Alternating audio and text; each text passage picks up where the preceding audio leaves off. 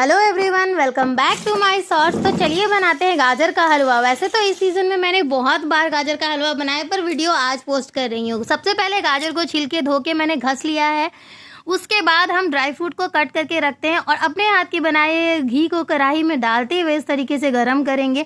जब घी मेल्ट हो जाएगा उसमें कटा हुआ ड्राई फ्रूट डाल देंगे। इलायची मैंने 2 लिया क्योंकि मुझे इलायची का फ्लेवर बहुत ज़्यादा पसंद है। उसका मुँह खोल लेना है, हमें इलायची को पूरा नहीं खोलना है। और उसके बाद ड्राई फ्रूट जब हमारा एकदम रोस्टेड लाल हो जाएगा तो उसमें हम घसे हुए गाजर को ऐड करके इस तरीके से ढक देंगे। थोड़ा ढकने के बाद जब ऐसा टेक्सचर आ जाएगा तो इसमें हम ऐड करेंगे 2 ग्लास से थोड़ा सा ज़्यादा दूध, और उसमें जो इलायची का दाना हमने मुँह खोला था उसको भी ऐड कर देंगे।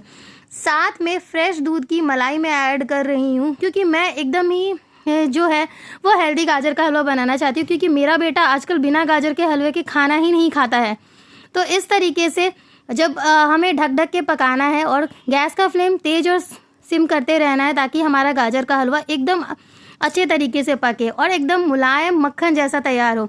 अब जब थोड़ा सा ये टेक्सचर इसका गाढ़ा हो जाएगा, जब हमें लगेगा कि ये एकदम सूख गया है, तो इसमें हम घी ऐड कर रहे हैं फिर से, ताकि गाजर का हलवा एकदम मुलायम लगे और मलाई जैसा मक्खन जैसा लगे।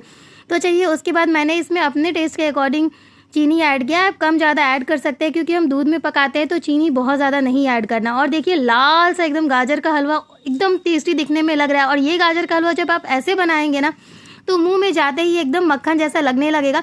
साथ ही जो उसका घसा हुआ है वो एक अलग ही टेक्सचर देता है इसको। अब हम इसे थोड़े से ड्राई फ्रूट के साथ गार्निश करेंगे। तो चलिए इसमें पिस्ता और आलमंड से डेकोरेशन कर लेते हैं इसका। और गाजर का हलवा रेडी है। हमारे उधर 20 रुपये किलो गाजर मिल रहा है। आपके उधर कितना करके मिल रहा है ज़रूर बताइए।